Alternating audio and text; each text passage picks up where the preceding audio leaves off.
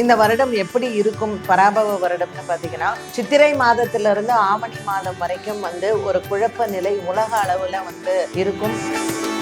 Trump என்ன பண்ண போறாரோ அப்படிங்கிற ஒரு அச்சம் எல்லாருக்குமே இருக்கு. ஸோ ட்ரம்ப்புக்கு டைம் சரியில்லை, அது நான் சொல்ல வேண்டிய அவசியம் கிடையாது. ஆரோக்கியத்தை பொறுத்த வரைக்கும் ரொம்ப இளம் வயதில் இருப்பவர்களுக்கெல்லாம் இருதய நோய்கள் வரக்கூடிய வாய்ப்புகள் அதிகம் உண்டு. தமிழ்நாட்டை பொறுத்த வரைக்கும் நமக்கு எப்படி இருக்கும், இந்த வரக்கூடிய தேர்தல் எப்படி இருக்கும் அப்படிங்கிறதும் ஒரே ஒரு பரபரப்பாக இருக்கு. கண்டிப்பாக இப்ப இருக்கக்கூடிய அரசாங்கம் மாறுவதற்கான சூழ்நிலைகள் அதிகம் இருக்கு.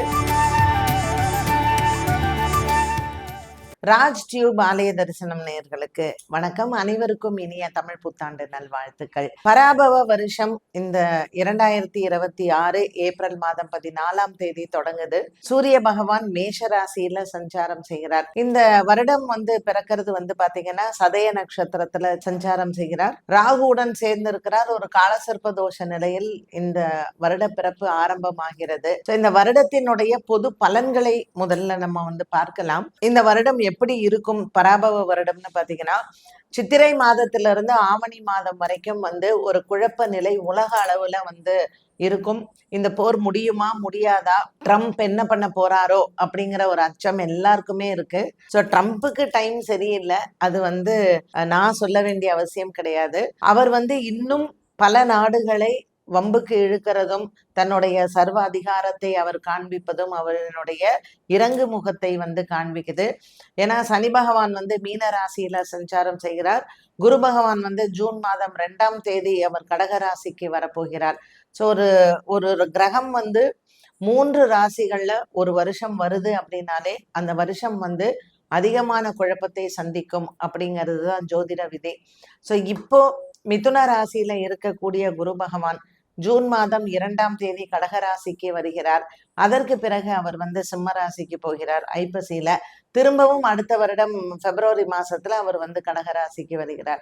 ஸோ ஒரு தமிழ் வருடத்துல 3 முறை இந்த குரு பெயர்ச்சி நடைபெறுகிறது. அப்படிங்கும் பொழுது அந்த வருடத்தில் மக்கள் நிறைய போராட்டங்களை சந்திக்கணும். இயற்கை சீற்றங்கள், பணவீக்கம், வேலையில்லா திண்டாட்டம், அதே மாதிரி மனிதனினுடைய ஒரு நிறைய அந்த மாஸ் டெத் அப்படின்னு சொல்லுவாங்க இல்லைங்களா, அந்த மாதிரியான விஷயங்களும் நடைபெறும்.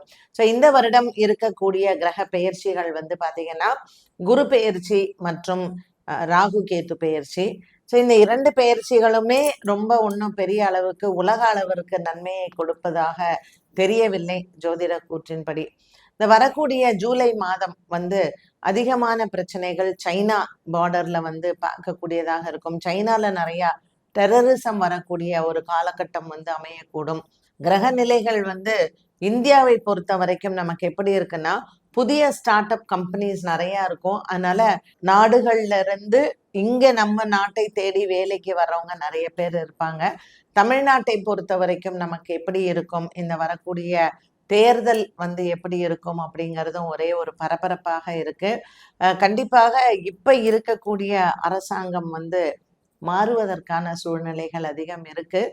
அண்ட் இந்த ஜெயிக்கிறவங்க யாரு ஒரு ஆட்சி அமைக்க போகிறார்களோ மற்ற கட்சிகள் அவங்களோட சேரக்கூடிய அந்த கூட்டணி இன்னும் பலப்படக்கூடிய ஒரு சூழ்நிலை வரும். இந்த வருடத்தில் இந்த பொது பலன்ல மக்கள் நீங்க எதுல எல்லாம் கவனமாக இருக்கணும். ஆரோக்கியத்தை பொறுத்த வரைக்கும் ரொம்ப இளம் வயதில் இருப்பவர்களுக்கெல்லாம் இருதய நோய்கள் வரக்கூடிய வாய்ப்புகள் அதிகம் உண்டு. அதனால உடல் ஆரோக்கியத்தில் நிறைய நம்ம கவனம் செலுத்தணும். இந்த வருடத்துல திருமணங்கள் நிறைய நடக்கும். 50 வயது ஆனாலும் திருமணம் வேண்டாம் அப்படின்னு சொல்றவங்களுக்கு திருமணங்கள் வரும். அதே போல குழந்தை பாக்கியமும் வருவதற்கான வாய்ப்புகள் அதிகம் உண்டு. செயற்கை முறையில வரக்கூடிய கருத்தரிப்பு இந்த வருடம் அதிகரிக்கும். ஸோ IVF மூலமாக பிறக்கக்கூடிய குழந்தைகள் அதிகமாக இருக்கும். 2026 பராபவ வருடம். இயற்கை சீற்றங்கள் என்னெல்லாம் எப்படி இருக்க போகுதுன்னா, தமிழ்நாட்டை பொறுத்த வரைக்கும் தென்பகுதி மாவட்டங்கள், அதாவது கன்னியாகுமரி, நாகர்கோவில் அந்த பக்கத்துல பாத்தீங்கன்னா அழிவுகள் நிறைய இருக்கு.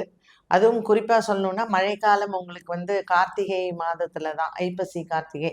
ஸோ அந்த மாதிரி சமயங்கள்ல நிலச்சரிவுகள் வந்து இமயமலை பகுதிகளில் நிலச்சரிவுகள் அதிகமாக இருக்கும். நிறைய காற்றழுத்த தாழ்வு மண்டலங்கள் வந்தாலும் கூட நமக்கு எப்பொழுதுமே இந்த கடலோர பகுதிகளில் ஒரு அச்சம் இருக்கும். அதுல இந்த தடவை தென் மாநிலம், அதாவது தமிழ்நாட்டில் இருக்கக்கூடிய அந்த தென் குமரி அப்படின்னு சொல்றோம் இல்லையா, அந்த பகுதிகளில் வந்து கொஞ்சம் நிறைய மழையினால சேதங்கள் வந்து நிறைய ஏற்படக்கூடும். இப்படித்தான் ஒரு பொது பலன்களாக பராபவ வருடம் வந்து வருகிறது.